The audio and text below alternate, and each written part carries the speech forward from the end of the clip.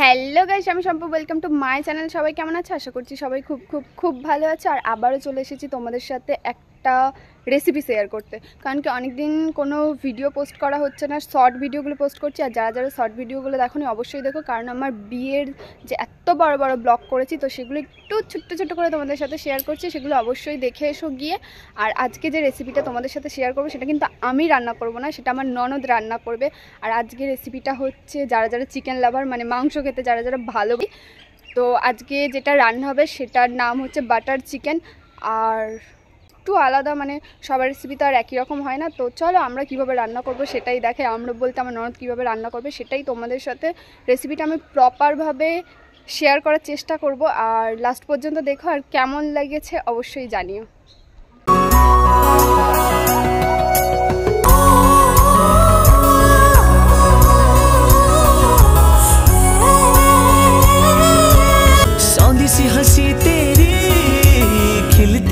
তো চিকেনগুলোকে ভালোভাবে ধুয়ে নিয়ে সবার ফার্স্ট এখানে দিয়ে দেওয়া হলো জিরের গুঁড়ো, হলুদ গুঁড়ো এবং লঙ্কার গুঁড়ো, নুন। তারপর এর মধ্যে লাস্টে দেওয়া হলো টক দই। আর এখানে আমরা যতটা পরিমাণ চিকেন নিয়েছি সেই অনুযায়ী কিন্তু আমরা মশলাগুলো নিয়ে নিয়েছি, তোমরা কিন্তু বাড়িয়ে কমিয়ে নিতে পারো। আর সবার লাস্টে এখানে দিয়ে দেওয়া হলো আদা রসুনের পেস্ট।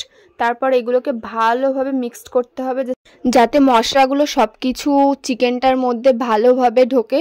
তো সেই জন্য এখানে ভালোভাবে মেখে নিয়ে আধা ঘন্টার মতো এটাকে ঢাকা দিয়ে রাখতে হবে। তোমাদের কাছে যদি বেশি টাইম থাকে তাহলে বেশি টাইম পর্যন্ত ম্যারিনেট করে রাখতে পারো।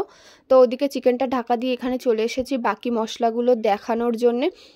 তো দেখতেই পাচ্ছ এখানে পেঁয়াজ, আদা, রসুন, আদাটা একটু অল্প নেওয়া হয়েছে, রসুন নেওয়া হয়েছে, টমেটো, আর এখানে গরম মশলা, জিরে। তো এগুলো সব কিছু এখন ভালোভাবে, তো চলো গ্যাসে তো কড়াই বসিয়ে দেওয়া হয়েছে, এবার গ্যাসটা জ্বালিয়ে নেওয়া যাক। আর সবার ফার্স্ট আমরা এখানে দিয়ে দিয়েছি তেল। তোমরা যেরকম তেল খাও, মানে সর্ষের তেলে খেতে পছন্দ করলে সর্ষের তেলে করতে পারো, নাহলে সাদা তেলে। আমরা এখানে সাদা তেলেই করছি। তো প্রথমেই দিয়ে দেওয়া হলো গোটা গরম মশলা আর গোটা জিরে। তারপর এখানে দেওয়া হলো আদা আর রসুন।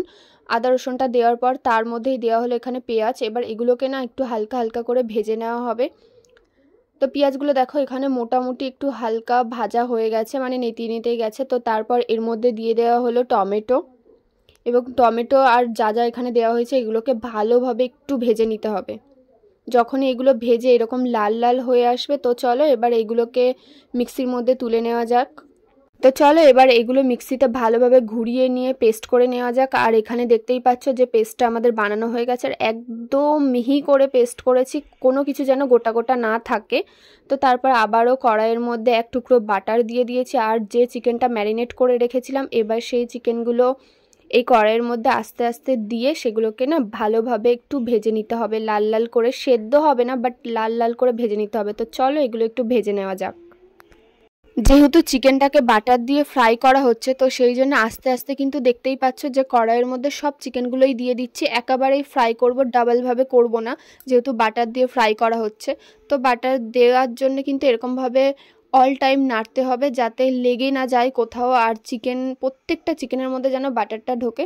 তো কিছুক্ষণ পরেই দেখতে পাচ্ছ যে মাংস থেকে জল ছেড়ে দিয়েছে, এবং যে মশলাটা ছিল দই টই, তো তার জন্য এরকম একটু জল জল হয়েছে। তাও এগুলোকে ভালোভাবে ভাজতে হবে। আর এখানে দেখতে পাচ্ছ আমাদের চিকেনটা কিন্তু পুরো খুব ভালোভাবে ভাজা হয়ে গেছে। আর এই সময়ে না শুধু একটু খেয়ে দেখতে পারো, ভালোই টেস্ট হয়েছে। তো চলো এবার চিকেনগুলোকে কড়াই থেকে তুলে নিই। আর সব চিকেন এখানে তুলে নিয়ে কড়াইয়ের মধ্যে যে গ্রেভিটা আছে ওটাও কিন্তু ভালোভাবে তুলে নিতে হবে। আর তোলার পরে এখানে আবারও ওই কড়াইয়ের মধ্যে অনেকটা বাটার দিয়ে দিয়েছি, মানে আগেরবারে যতটা বাটার দেওয়া হয়েছিল আর তার থেকে কিন্তু একটু বেশি পরিমাণেই এবারে বাটারটা দেওয়া হয়েছে। তো এরপর যে মশলাটা আমরা মিক্সিতে পেস্ট করে রেখেছিলাম সেটাই কিন্তু বাটারের উপরে দিয়ে দিলাম, কারণ এবার যে রান্নাটা হবে সেটা কিন্তু পুরোপুরি এই বাটারটা দিয়েই হবে। তো আবারও বলছি, যেরকম পরিমাণে চিকেন থাকবে সেরকমভাবে কিন্তু বাটারের পরিমাণটাও কিন্তু বাড়িয়ে কমিয়ে নিতে পারো তোমরা। মশলাটা দেওয়ার পর কিন্তু একটু নাড়তে থাকতে হবে এরকমভাবে, না হলে কিন্তু লেগে যাবে নিচের দিকে বা কড়াইয়ের মধ্যে লেগে যাবে। তো এরপরেই মশলা ধোয়া জলটাও এর মধ্যে কিন্তু দিয়ে দিলাম। তারপর কিন্তু আবার ওই মশলাটাকে ভালোভাবে কষাতে হবে। তো জলটা দেওয়ার পর একটু ভালোভাবে নাড়িয়ে নিয়ে আবার এর মধ্যে যে বাকি লাস্ট যে মশলাগুলো দেওয়ার বাকি রয়েছে, তো সেগুলো এবার দেওয়া হচ্ছে। প্রথমে দেওয়া হলো 1 চামচ নুন, 1 চামচ লঙ্কার গুঁড়ো, 1 চামচ হলুদ গুঁড়ো, আর সবার লাস্টে এখানে দেওয়া হলো 1 চামচ জিরের গুঁড়ো।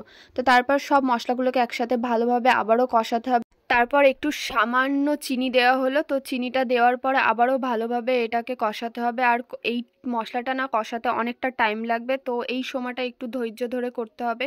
তো চলো, মশলাটা এখানে দেখতেই পাচ্ছ পুরো লাল লাল হয়ে গেছে। আমাদের কিন্তু মোটামুটি মশলাটা বেশ ভালোই কষানো হয়ে গেছে। মশলাটা কষানোর পরে কিন্তু এখানে আমরা যে চিকেনটা ফ্রাই করে রেখেছিলাম সেই চিকেনটা এর মধ্যে দিয়ে দিলাম এবং মশলার সাথে চিকেনটাকে এবার ভালো করে কিন্তু এখানে মিক্সড করে নেব। আর দেখো এখানে সব চিকেনের সাথে মশলাটা ভালোভাবে মিক্সড করা হয়ে গেছে। আর কিছুক্ষণ এরকমভাবে একটু মিক্সড করে নিয়ে এর মধ্যে আমরা দিয়ে দেব জল। তো চলো, আমাদের মিক্সড করার পরে জলটা এখানে দিয়ে দিলাম, আর অল্প করেই জল দিয়েছি। তো এবার এইগুলোকে ভালোভাবে আবারও মিক্সড করে দিয়ে কিছুক্ষণের জন্য ঢাকা দিয়ে দেব।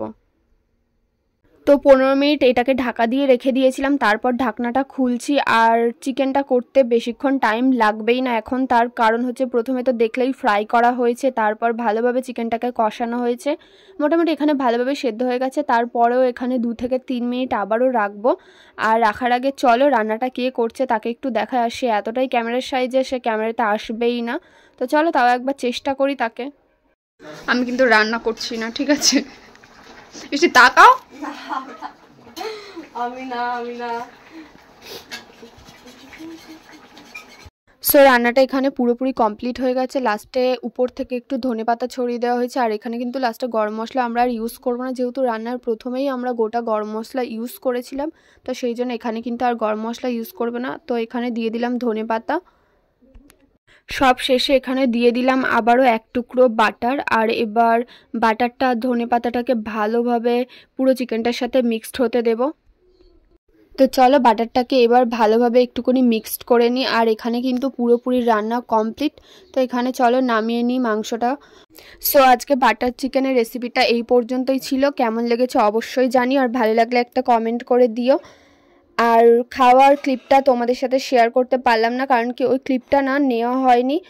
আর নেক্সট যদি কোনো রেসিপি দেখতে চাও তাহলে কিন্তু অবশ্যই কমেন্ট করে জানিও। আর নেক্সট খুব ভালো ভালো ব্লগ এবং খুব ভালো ভালো ভিডিও আসতে চলেছে, সেগুলো দেখার জন্য কিন্তু অবশ্যই চ্যানেলটাকে সাবস্ক্রাইব করে রেখো, কারণ তোমাদের সাপোর্ট আমার এই ছোট্ট চ্যানেলটির জন্য খুব খুব খুব দরকার। তার জন্যই বলছি যে আমার চ্যানেলটাকে সাবস্ক্রাইব করে অবশ্যই কিন্তু আমার পাশে থেকো। নেক্সট আমি চেষ্টা করব তোমাদের সাথে খুব ভালো ভালো ভিডিও শেয়ার করবার।